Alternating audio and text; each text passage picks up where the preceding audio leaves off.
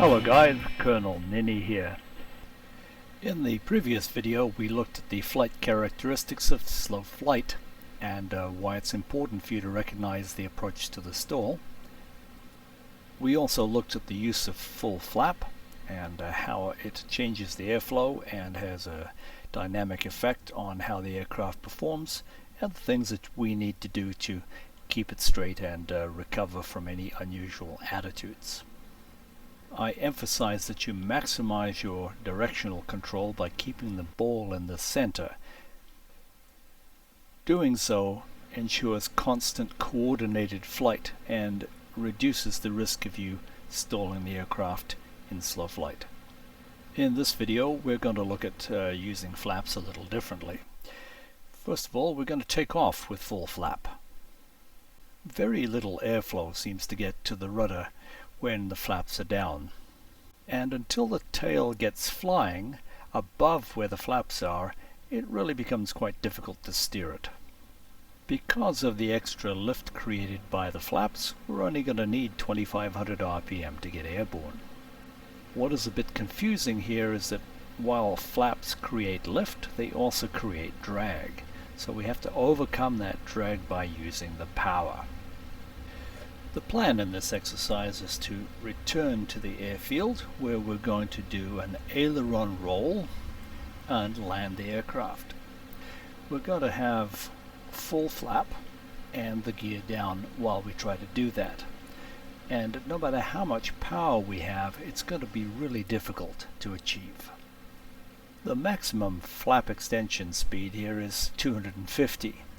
But I don't think we're going to have enough speed to do a roll here, so I'm going to take it up to about 300.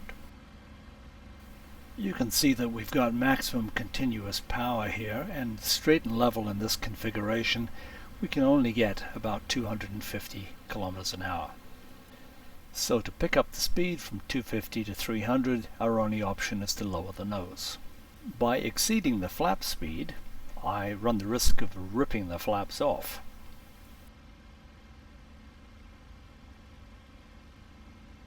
So we'll pick up the speed and begin the aileron roll to the left. Oh, unfortunately, it doesn't want to roll all the way over. Why not? This is likely because there's so much drag on those flap surfaces that they override the tiny little ailerons. And they also overshadow the tail surfaces. So let's recover, and we're going to try it again. This time I'm actually going to induce the left wing to stall so that it will help to flip the aircraft over and complete the roll. Do this with a slight pitch and push on the rudder. Let's see that again. So we turn a negative situation into a positive one. The secret to using flaps is to know when they are going to generate the lift that you want or when they're going to generate the drag that you want. The pilot's manual recommends 20 degrees for takeoff with this aircraft, but if you're a brand new pilot, I would recommend you don't use any flaps at all. It's one less thing to do at a very critical time in the flight. Another thing I practice is a dead stick landing. That means the engine is shut off and you're gliding the aircraft down to the ground. This is good practice for when you actually do lose your engine. I fail to react to the stall just prior to touchdown here as I'm flying from the third person. But in practical terms, when are you ever going to be doing loops and rolls with full flap and gear down? The most likely challenge to you on approach to landing is when you're forced to go around. On the approach, a pilot makes the decision to commit to a landing. What this means, of course, is that you're at the right speed, at the right height, in the right place, with the right configuration, and you're planning to touch down in the first third of the runway. There should never be any embarrassment about not committing yourself to landing. If things don't look right, then don't do it. This means then that you're going to plan to do a go-around. Your first thought is that you are already in slow flight, and as you add the power, that left wing is going to drop, your nose is going to come up, you're going to stall and crash. But because you've been watching some excellent tutorials, that's not going to happen. Instead, you're going to anticipate that as you add power, you need to add the right rudder and prevent the left wing from dipping. You need to control the nose of the aircraft. As soon as that is under control, you're going to bring the gear up to reduce that drag. That will help you to speed up. And once that's under control, then you'll start to bring your flaps up from 40 degrees to 20 degrees. I would generally leave the flaps at 20 degrees if I'm going to go back and land again. Up to you. You don't have to look out the window and watch the flaps raise while you're in slow flight. It'll take about 15 to 20 seconds to raise those flaps to 20 degrees, so just count.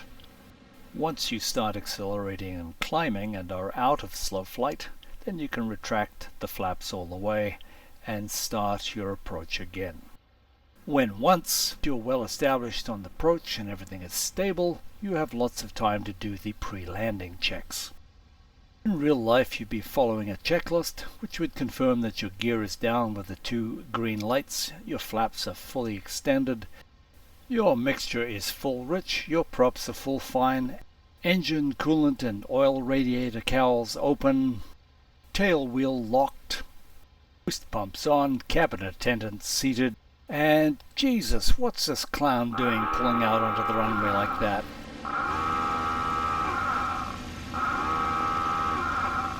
Always expect the unexpected.